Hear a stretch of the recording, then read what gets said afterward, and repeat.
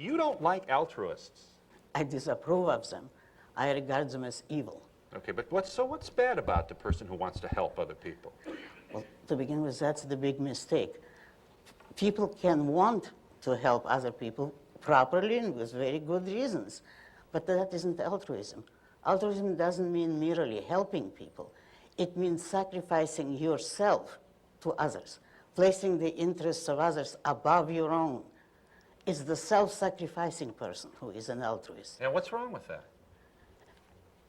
What's wrong with committing suicide? What's wrong with giving up life? And why is the happiness of another person important and good, but not your own? To sacrifice for your loved one is, in many cases, then, a misnomer. If you love your husband or wife, and you have to, let us say, select between spending money for your spouse if he's ill, or going to a nightclub. It's not a sacrifice to spend money for your spouse if he or she is your value. That is what you want to do. I see.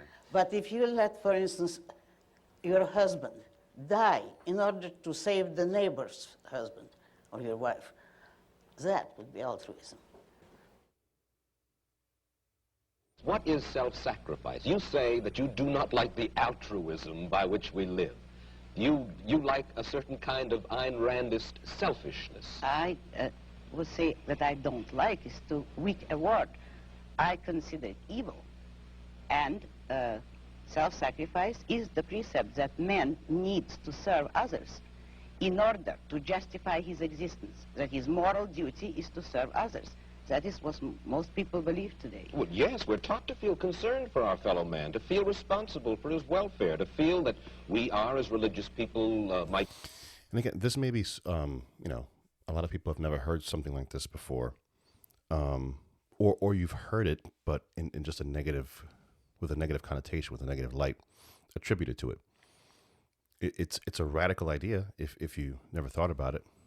It's kind of how most people are. If you're of the opinion that the majority of people are good, you know, in parentheses, good, what does that mean? What does that good mean?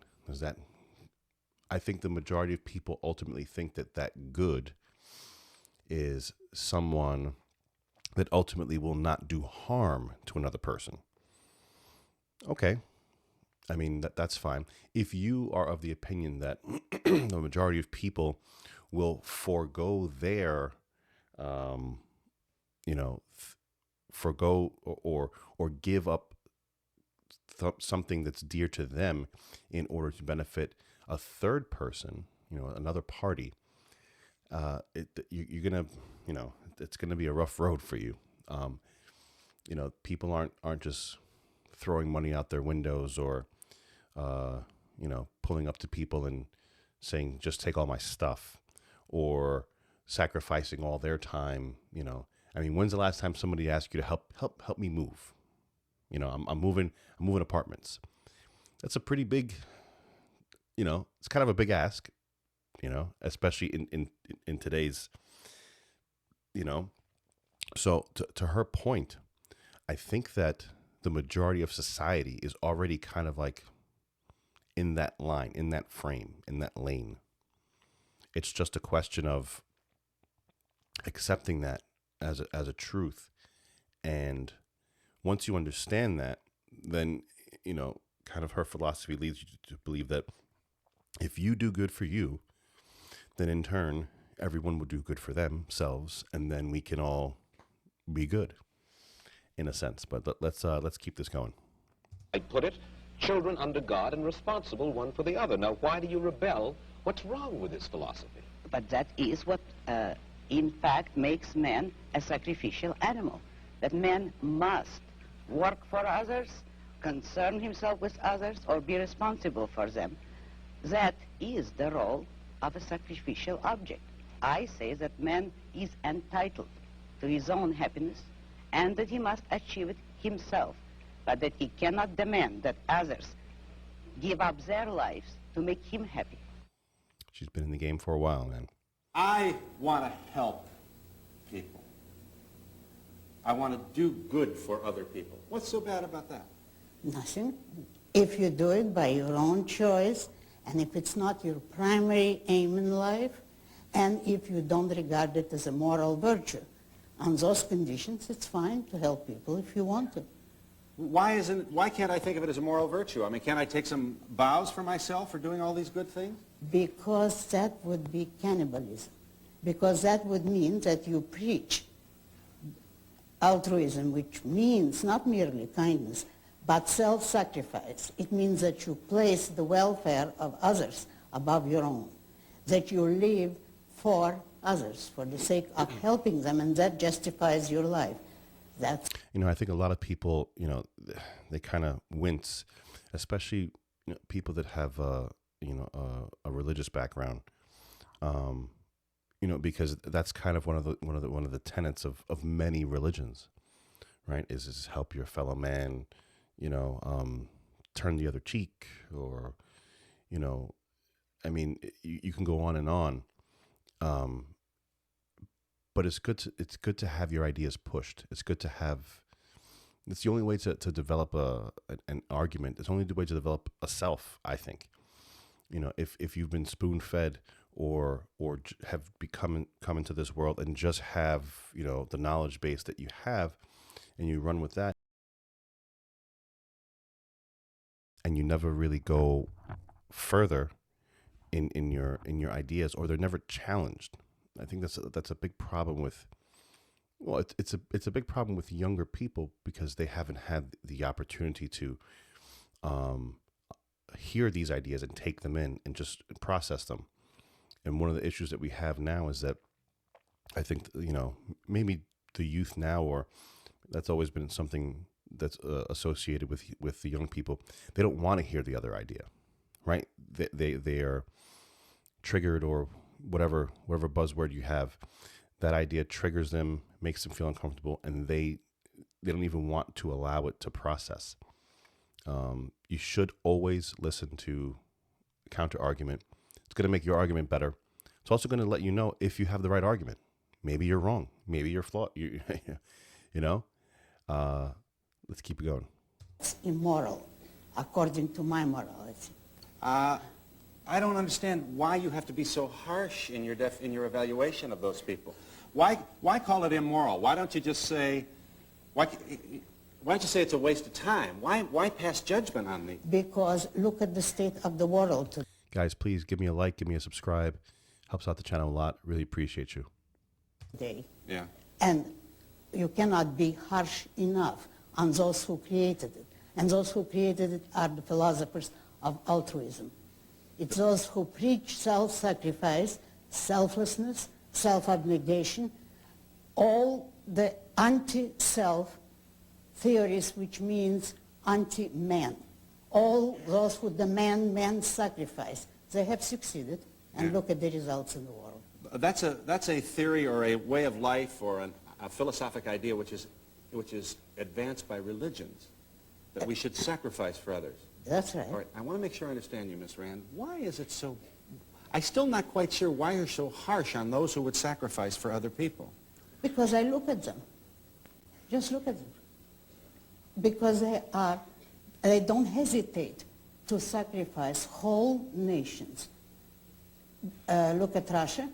Communism is based on altruism. Look at Nazi Germany. The Nazis were more explicit than even the Russians in preaching self-sacrifice and altruism, and self-sacrifice for the state, for the folk, the people. Every dictatorship is based on altruism. Now you can't fight it by merely saying it's a difference of opinion. It's a difference of life and death.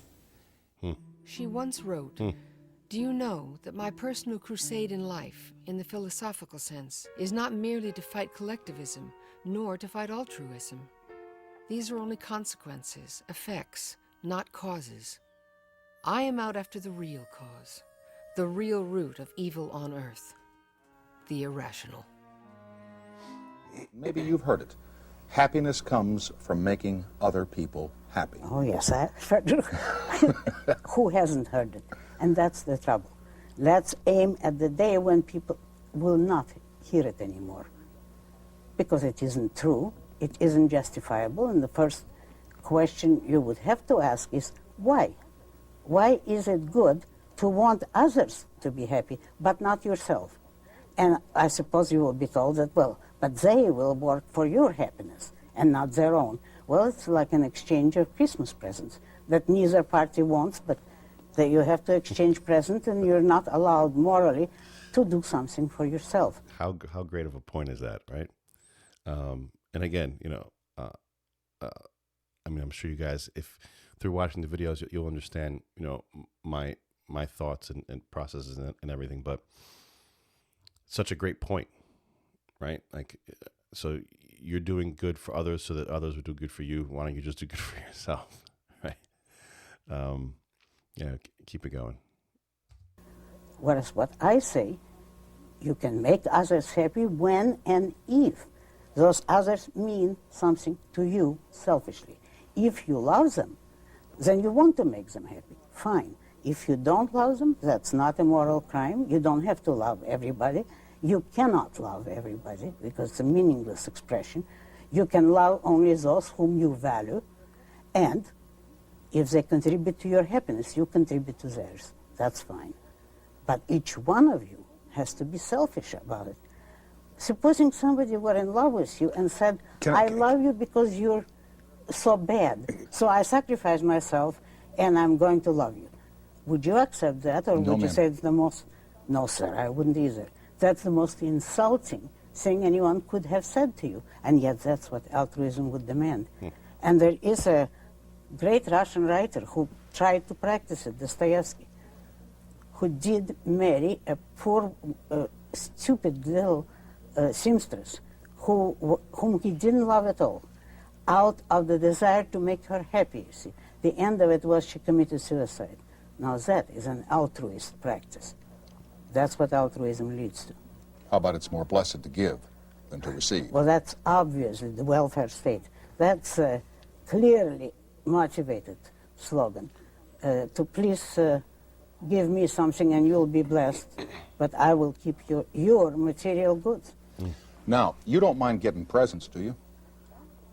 Yes, I do. Do you really? Only from the people whom I love, or friends, or my husband. But that's what I mean. Yes, that I like, but from strangers I don't accept them. No, but within your family and the people that you care deeply about, you would give them a present too. Oh, yes, certainly. When I wanted to, but I wouldn't consider that a moral duty, and I wouldn't consider that a virtue at all. And that's the key, right? That is the key. It's not a virtue because you want to do it. And anyone that's ever, given one of their family members a present and stuff like that, it feels good, right? It's cool.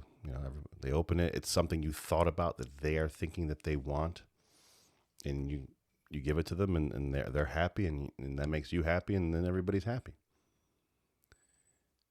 Now, that's not to say that, you get into the weeds here if we think about giving a poor child a gift or whatever that you don't know. Yeah, I mean, it's just one of those things where, again, these are ideas, right?